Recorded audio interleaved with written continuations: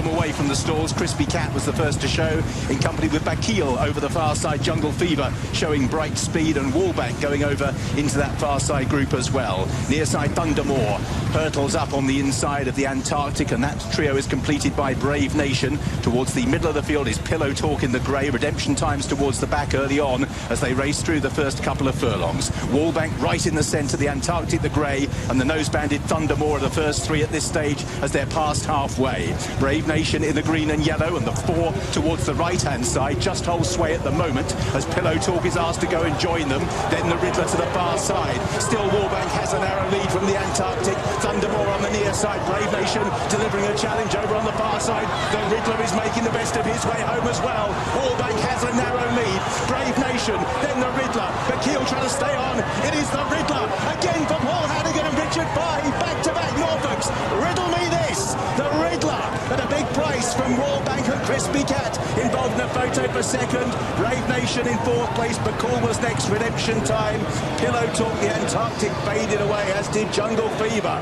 50-1, the Riddler has won for Paul Hanagan and Richard Fahey. Well done if you found him. Wallbank, I think, has just got the better of the ammo duel for second, and of Crispy Cat over on the far side. That seems to be the way. Brave Nation in fourth, Bakil in fifth place, and Pillow Talk in sixth. Well, Paul Hanagan lost the job to Richard Fahey, to Asheen Orr, but he's ridden this one for his old governor at 50-1. He has veered across the track, but he has won by quite a wide margin. But the Riddler spied the exit to the paddock, I think. He's come right across them, tightened up, no doubt, Crispy Cat, but he's won by a wide margin. Such a wide margin, I doubt it will be reversed. But the Riddler will pose, potentially, a question for the stewards. Yeah, I reckon we'll hear the klaxon here as we watch the head-on. One for Yorkshire, the Bradley family. Can't believe they won the Norfolk. They're from Bramham in West Yorkshire. Watch this, Steve. Goes right across the course. He does. Yes, he might be in a bit of trouble here. I hate to say it, but he did cross over and he bothered a couple horses on his way. With his stick in his right hand to start with, Hayley. Yeah, it'd be interesting to see the winning distances because, yeah, I mean, Paul was in the wrong.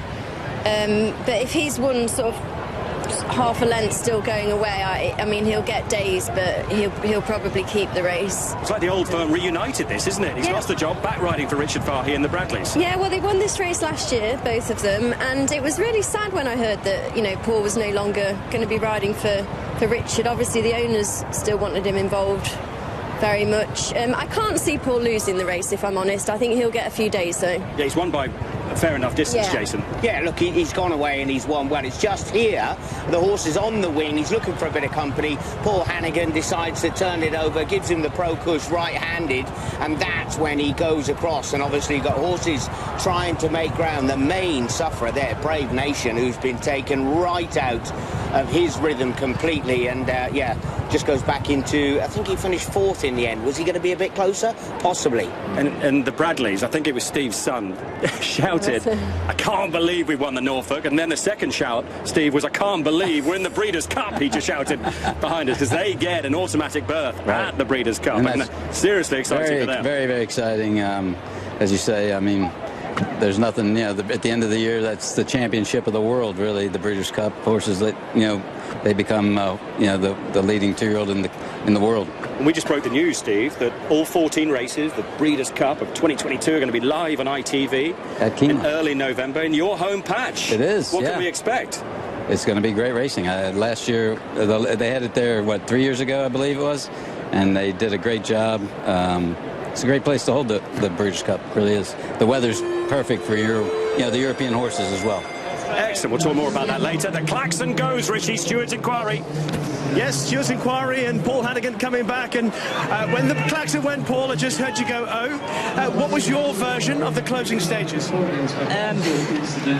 It's just a shame he pricked his ears in front. But I always felt I was clear. I don't think they're back to stop riding. That's the impression I got. So I think he'll be fine. Just in the closing stages, you started to lean over to your left. You gave him a little smack and he went left again. Was there anything you could do in your power at that stage to stop that? I as you can see, he's still very green and a baby, but thank you. I put my stick down and thought I'd get him straight, so I don't think I could have done much more, Rishi. And as for this horse, just before we get too wrapped up in everything that's going on, Paul, you won the race last year with perfect power. Back on board for Richard Fahey again. What does the success mean to you? Fingers crossed you keep it, obviously. Yeah. There's a lot of emotions going through me at the minute. But I'm just delighted to ride Richard, this winner and the owners, you know, just going to enjoy the moment. Well done, Paul. Thank you. They've had so much success together, and just when they're no longer together, Paul Hanagan gets back on a Royal Ascot winner for Richard Fahey. And that's the biggest price winner of the Norfolk ever. The biggest previously was 33 to 1 in 1997. Tip it, boy. If you tipped the Riddler, the jokes are on you, because that is spectacular at 50 to 1. Wow. The favourite was second at 7 to 4. Crispy Cat in third.